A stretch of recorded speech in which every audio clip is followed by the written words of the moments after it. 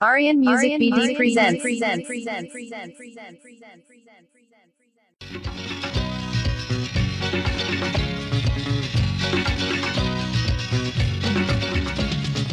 মাফ কইরা দেন ভাই। সুতরাং বুঝতেই পাচ্ছেন, শুরুতেই রয়েছে সিএনএন এর সেই বিখ্যাত গানটির অনুকরণে বাংলা গান। তবে এই সিএনএন কিন্তু টিভির সেই সিএনএন নয়, অর্থাৎ কেবল নিউজ নেটওয়ার্ক নয়, এটি হচ্ছে ক্যাসেট নিউজ নেটওয়ার্ক। তবে গানটি শুরু করার আগে সবাইকে জানাচ্ছি আমার আন্তরিক প্রীতি আর শুভেচ্ছা। চলুন শোনা যাক সেই গানটি। হারাইয়া রাস্তায় গিটারটা বাজাই, ডুগি তবলা নাই, লগে ডেরাম নাই, খালি গলায় গান গাই। ঘোড়ার গাড়ি যায় সরে যে গোড়ায়, সবাই আমার দিকে চায় আর সিএনএন খালি আমারে দেখায়। সারা দুনিয়া লোক আমারে একলগে দেখে যে ভাই, তাই তো গিটারটা লইয়া হুদা কামে রাস্তায় খাড়াইয়া গান গাই। কিছু কইতে চাই, কেমনে কই বলো, কেমনে কই বলো, কেমনে কই বলো না। এটা কি কয় তাই ডরে কিছু কইতে চাই না। মাফ কইরা দেন ভাই, মাফ কইরা দেন ভাই, মাফ কইরা দেন ভাই, মাফ কইরা দেন ভাই। সুতরাং এই ক্যাসেটের কোনো কথায় আঘাত পেলে আপনারাও আমাকে মাফ করে দেবেন, কারণ কার মনে যে কি আছে তা কিন্তু বোঝা মুশকিল। তাছাড়া অনেকের মনটাও কিন্তু তেমন পরিষ্কার নয়। এই দুই ব্যক্তির আলাপ শুনুন। আচ্ছা, ঠিকানা জানতে চাইলে কেউ কি এভাবে কথা বলে? ভাইজান, সরকার সাহেব কোন বাড়িতে থাকে? আরে মিয়া, মাথা খারাপ নাকি? আরে পুরো দেশটাই তো সরকারের। না মানে আমি মহিউদ্দিন সরকারের বাড়িটা খুঁজতে আসছিলাম। ও, এই পাড়ায় শুনেন 12 জন মহিউদ্দিন সরকার আছে। আপনি কোন সরকারের কথা কইবার লাগছেন? ওই যে চান্দি ছোলা? না। ও আচ্ছা, তার গায়ের রংটা কি, কালার না ব্ল্যাক এন্ড হোয়াইট? শ্যাম বর্ণ। শ্যাম বর্ণ মানে কালার। আচ্ছা, থুতনির গোড়ায় কি কোনো আঁচিল আছে? না। মোচ আছে? আছে। আচ্ছা, হিটলারি মোচ না দারবানি মোচ? হিটলারি মোচ। চোখে চশমা আছে? আছে। আচ্ছা, বুকে কি পশম আছে? জি আছে। ঘন না পাতলা? ওইটা তো তার স্ত্রী কইতে পারবো। তাইলে বিয়েও করছে? জি করছে। একটা না দুইটা? তিনটা। তিনটা। নিজের বাড়ি থাকে না ভাড়া বাড়িতে থাকে? নিজের বাড়ি থাকে। একতলা বাড়ি না দুতলা বাড়ি? তিনতলা বাড়ি। আচ্ছা, বাড়ির সামনে কি একটা কাঁঠাল গাছ আছে? আছে। গাছে কি কাঁঠাল ধরে নাকি? হ্যাঁ ধরে। কাঁঠাল কি একলা খায় না মানুষজন লইয়া খায়? ওইটা তো সরকারি। সরকারের বহুত কাম আছে, কাঁঠালের হিসাব রাখানোর সময় পাবো কই? আমি মহিউদ্দিন সরকারের কথা কইতে আসছিলাম। ও আচ্ছা। আচ্ছা, হের 3 নম্বর বউয়ের থার্ড মাইয়াটার কি বিয়ে হইছে? হইছে। শ্বশুরের অবস্থা কি মন? বালা। শরীরটা কি মন? ভালো। ওনার মায়াটা কি দেখতে সুন্দর? সুন্দরী তো। আচ্ছা, ব্যবহার কি মন? খুব বালা। আপনি কেমতে জানেন? কারণ আমি ওই মাইয়ার জামাই। জি। হ্যাঁ, মহিউদ্দিন সাহেব আমার শ্বশুর। ওই মিয়া, তাহলে ঠিকানা জিগেলেন কেলা? আপনি আমার এত কথা জিজ্ঞেসেন কেলা? ওই মিয়া, এইসব সারান ফুটান তোই পারাচ্ছে। আরে আপনিও ছাড়েন, যেমন কুকুর তেমন মুগুর না হইলে এই বাজারে চলন যায় না। মাফ কইরা দেন ভাই। আপনারাই বলুন, কাকে মাফ করবেন? উভয়ই কিন্তু মার্কামারা। এমনি অনেক ধান্দাবাজ ও মার্কামারা ব্যক্তি আমাদের এই সমাজে আছেন, যারা হঠাৎ করে আঙ্গুল ফুলে কলা গাছ হয়ে গেছেন। যেমন মর্জিনার বাবা। শুনুন। মর্জিনারে দেখবার যদি তোমরা সবাই চাও, আরে বিশাল একখান বাড়ি আছে, বাড়ি ধারায় যাও। বাড়ি তো নয় স্বর্গ, যেন উর্বর লাগছে টেগা। আরে মাগার তুমি মর্জিনারে পাইবা না বি দেখা। তু তু তু তু তু তারা মর্জিনার বাপ মার্কা মারা। তু তু তু তু তু তারা মর্জিনার বাপ মার্কা মারা। একটুখানি উকি দিলে খবর কইলাম আছে। আরে এলসোশিয়ান কুত্তা একটা ছুইটা আইব কাছে। মর্জিনারি খুমান নকশা কই মুকি ভাইয়ার। আরে চাঁদের আলো ঝিল্লি মারে, গলায় সোনার হার। ও তু তু তু তু তু তারা মর্জিনার বাপ মার্কা মারা। তু তু তু তু তু তারা মর্জিনার বাপ মার্কা মারা। পরনে তার রঙ্গিলা প্রিলেটেস একখান জামা, আরে হেই জামাটা জাপান নতুন পাঠাইছে হের মামা। মর্জিনার বাপ ব্যবসা করে ঢাকার মতি ঝিলে, আরে ব্যবসা মাগার দুই লাম্বার নাই দয়া তার দিলে। তারা মর্জিনার বাপ মার্কা মারা, তারা মর্জিনার বাপ মার্কা মারা। ঘটনাটা জানা সবার কইয়া তো লাভ নাই, আরে উপর লেভেল খাতির হেভি আলগা কামাই ভাই। মর্জিনার বাপ মালভি কামায় বহুত ধরিবাজ, হোল ফ্যামিলি কালো টাকার ফর্মে আছে আজ। তারা মর্জিনার বাপ মার্কা মারা, তারা মর্জিনার বাপ মার্কা মারা। তারা মর্জিনার বাপ মার্কা মারা,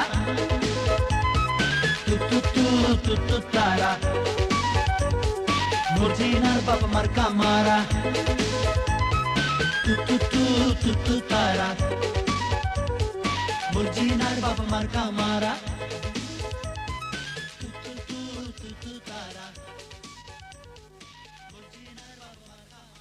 তবে দুঃখের বিষয় হচ্ছে এসব মার্কা মারা লোকদের যোগ্যতা নিয়ে কেউ ভাবেন না, অর্থই এদের টেনে নিয়ে যায়। তবে এদের যোগ্যতা অনেকটা আন্ডামিয়ার মতো। আন্ডামিয়ার সাক্ষাৎকারটা শুনলেই এদের সম্পর্কে আপনাদের ধারণা হবে। শুনবেন? শুনুন। What is your name? First name আন্ডা, লাস্ট নেম মিয়া, মিডল নেম কিচ্ছু নাই, পুরা নাম আন্ডা মিয়া। তা আন্ডামিয়া বাড়ি কোথায়?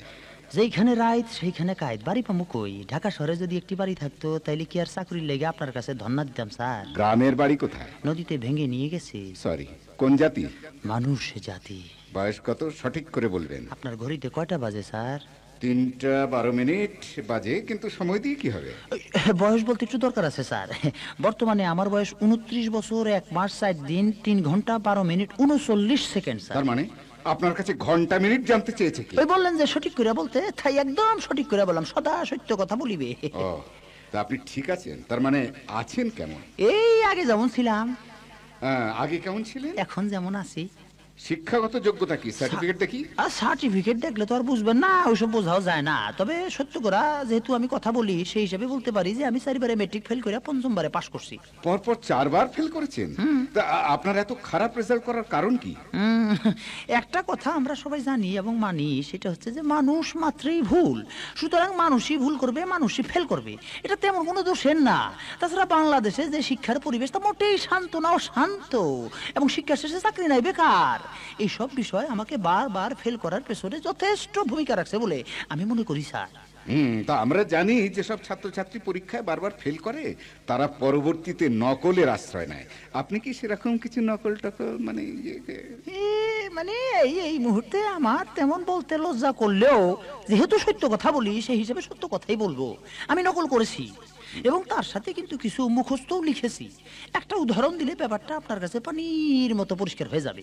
অসাধু ব্যবসায়ীরা যেমন আসল দ্রব্যের সঙ্গে নকল দ্রব্য অর্থাৎ ভেজাল দ্রব্য মিশিয়ে বাজারে পণ্য বিক্রি করে, ঠিক তেমনি আমি আমার প্রতিটি প্রশ্নের উত্তর আসল এবং নকল মিলাই লেখছি স্যার। প্রতি বছর ফেল করার পরে আপনার পরিবারের কি রকম প্রতিক্রিয়া আপনার উপর পড়েছে? সেটা যদি বলেন তাহলে বলা যায় যে প্রতিক্রিয়া এবং পার্শ্ব প্রতিক্রিয়া দুইটাই সমানভাবে আমার উপর পড়ছে। সেই সময় তো বাড়িতে আমার সাথে কেউ কথাই বলে নাই, ভালোভাবে ব্যবহার করে নাই। আর এখন পর্যন্ত আমার বাবা প্রায় বলেন, এই আরে খাওয়া দাওয়া বন্ধ করে ঘেটটিটা ধরে বাড়িতে বাইর করে দে। আরে শুধু কি তাই, এই রাস্তাঘাটে পোলা পায় না আমার দূরের থেকে দেখলি কলে ফেললা যায়, ফেললা। আরে ফেল করছি কয় ফেললা। তবে আমি এইসব কিছু মনে করি না, আমার এগুলি গাছ হয়ে গেছে।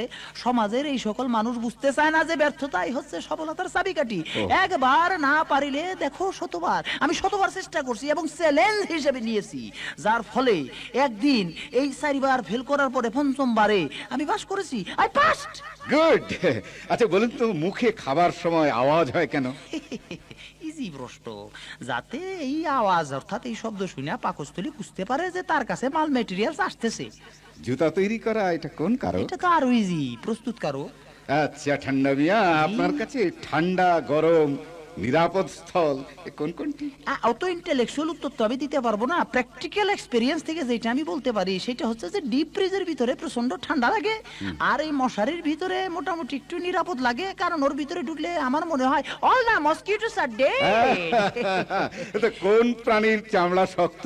এই সুরের মারলে ব্যথা পায় বলে আমার তো মনে হয় না। এত মারে খালি ওই কুত্তার মতো খ্যাঁ খ্যাঁ খ্যাঁ করে, কোনো কিছু অসুবিধা হয় না, তার সহ্য হয়ে যায়। কোন বেল খাওয়া যায় না? মনে হয় তো মারবেল। আচ্ছা, কোন পেটের উপর দাঁড়ালে ভালো লাগে? যা দেখতেছি যে রেগুলার তো একটা জিনিসের উপর হাঁটার সৌভাগ্য হয় আপনাদের অফিস টফিসে আসলে, সেটা হচ্ছে কার্পেট। কয়েক প্রকার ধানের নাম বলুন তো। এই মুহূর্তে যা মনে পড়ছে তাতে মনে হয় সন্ধান, বিধান, অভিধান, ব্যবধান, এই আর কি। এভাবে উত্তর দিলে তো চাকরি হবে না। কোনোভাবে উত্তর দিলেই চাকরি হবে না জানি, তাই এই পথই বেছে নিলাম। ফ্রাস্ট্রেশন খুব ভর করছে স্যার আমার উপরে। আরে তাহলে তো শেষ হয়ে যাবে। আমি যাইতেছি তো। কোথায় যাইতেছে? যাইতেছি। কোথায়? কি বলবো স্যার, ধীরে ধীরেই যাইতেছি। কিন্তু কোথায় যাইতেছেন, কেন যাইতেছেন? কি করবো স্যার, চাকরি বাকরি হয় না, হতাশার কারণেই যাইতেছি। কিন্তু কোথায় না বললে জানবো কি করে? আরে জানি না, কি করবেন, যাইতেছি তো। আরে কোথায় যাইতেছেন? অধ পতনে যাইতেছি sir. Get out, get out, যান, চলে যান, যান বলছি, যান আপনি। এই আস্তে, স্যার এইভাবে অপমান করলে তো আমি চাকরি করবো না, বলে দিচ্ছি।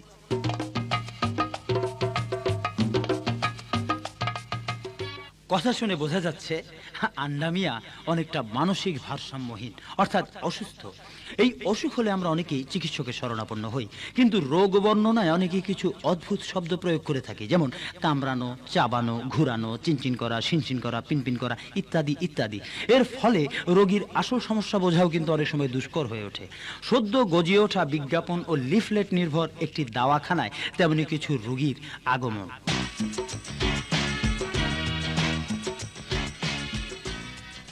আসসালামু আলাইকুম। আপনি কি 1 নম্বর সিরিয়াল? জি। কি কষ্ট বলেন? সাবাই। কে চাবায়? সাবানি। কিসের চাবানি? পুরা শরীর সাবাই। কিসে চাবায়? আরে ধরতে পারতেছি না, দেখেই তো আপনার কাছে আইছি বাবা। কোথায় চাবায়? শরীরের প্রতিটি জয়েন্টের প্রতিটি পয়েন্টে সাবাই, শিরাই শিরাই সাবাই, গিরাই গিরাই সাবাই, হাতে সাবাই, দাঁতে সাবাই, গায়ে সাবাই, পায়ে সাবাই, শুইতে সাবাই, বইতে সাবাই, যাইতে সাবাই, রাইতে সাবাই, খাইতে একটু বেশি সাবাই। আপনি বেশি করে গাছ গাছরা চাবান, দেখবেন চাবানি ভালো হয়ে গেছে। কিন্তু আমি যার চাবাইতে চাই না, তারও ব্যবস্থা আছে, আমরা চাবাইয়া রস দিয়ে দেব। কম্পাউন্ডার শোনো, মাদার গাছের কাটা আর গাব গাছের আটা, এই আখের রস আর দামের কস ভালো করে হামান দিতে চাবাইয়া 1 ডিব্বা বইরা আর দিয়া দাও, আর 2 নম্বর পাঠাও। বলবো ডাক্তার সাহেব? বলেন, আপনার কি চাবানি না কামরানি? ধরছেন ঠিকই, কামড়ায়, হাত পাও কামড়ায়, কানে কামড়ায়, চোখে কামড়ায়, নাকে কামড়ায়, ফেটে কামড়ায়, চুলে কামড়ায়, নখে কামড়ায়, ভ্রুতে কামড়ায়, আর কিসে কামড়ায়? সার পোকায় কামড়ায়, মশায় কামড়ায়, পিঁপড়ায় কামড়ায়, মাঝে মাঝে গায়ের চামড়ায়, কুত্তায়ও কামড়ায়। আপনিও কামড়ানির অভ্যাস করেন। পানি খাইবেন কামড়াইয়া, চা খাইবেন কামড়াইয়া, শরবত খাইবেন কামড়াইয়া, কোল্ড ড্রিঙ্কস খাইবেন কামড়াইয়া, আর নারকেল খাইবেন গিল্লা, দেখবেন অসুখ বাইরে গেছে ঠেললা। ওই তৃতীয় পেশেন্ট পাঠাও। কি আইছে? ব্যথা গো, সারা গায়ে ব্যথা। হাত চিনচিন করছে, দাঁত শিনশিন করছে, পা পিনপিন করছে, পায়ে ঝিনঝিন করছে, কিছু খাত গেলে ঘিরঘিন করে। এইভাবে কি দিন শেষ হয়ে যাচ্ছে গো ডাক্তার? 3 দিন বাসের হ্যান্ডেল ধরে গুলিস্তান থেকে মিরপুর যাইবেন, হাতের চিনচিনানি চলে যাবে। 3 দিন শক্ত বরফ চাবাইবেন, দাঁতের চিনচিনানি চলে যাবে। আলবিন দিয়া নিজের শরীরে 3 দিন ভোঁড় দিবেন, গায়ের পিনপিনানি ভালো হবে। 3 দিন সুপারি গাছের মাথায় উঠবেন আর নামবেন, পায়ের ঝিনঝিনানিও চলে যাবে। কিন্তু খাত গেলে যে ঘিন ঘিন লাগে। 3 দিন উপাস থাকবেন, তারপর ক্ষুধার রাজ্যে পৃথিবী গদ্যময় হইয়া যাবে, বৈদ্যের মতো খাইতে থাকবেন। অন্য পেশেন্ট পাঠারে। ইনি শেষ পেশেন্ট, বলেন। কি আর কবু, জ্বলতে আছে, দাউ দাউ করিয়া জ্বলতে আছে। কোন জায়গায় জ্বলে? কি জ্বলে? বাস জ্বলে না বাইরে ফেরাইবেট কার জ্বলে? আরে না, ওই জ্বলার চিকিৎসা তো আপনি করতে পারবেন না। আমার চিকিৎসা করেন, আমি জ্বলতে আছি। পেট জ্বলে, বুক জ্বলে, গলা জ্বলে, মাথার তালু, হাতের তালু, নখের আগা, চোখের টাকা সব জ্বলে, পুরা শরীরটা জ্বলে গো। কেমনে জ্বলে? এমনে জ্বলে ডাক্তার সাহেব, এই মেসের বাতি জ্বালাইলে যেমনে জ্বলে, তেমনি জ্বলে গো। নিভাইয়া দেন। নিভাইছি, এবারে যান। 1 ফু দিয়া সমস্ত জ্বালা পোড়াও থামাইয়া দিতে চান? থামাইলাম তো। আরে ওইটা তো বাইরেরটা থামাইছেন, ভিতরের আগুন নিভাইতে হইলে অন্য চিকিৎসা দরকার। আর এই চিকিৎসার পদ্ধতি আমনের মতো অনেক মেয়াগুই জানা নাই, বুঝছেন নাকি?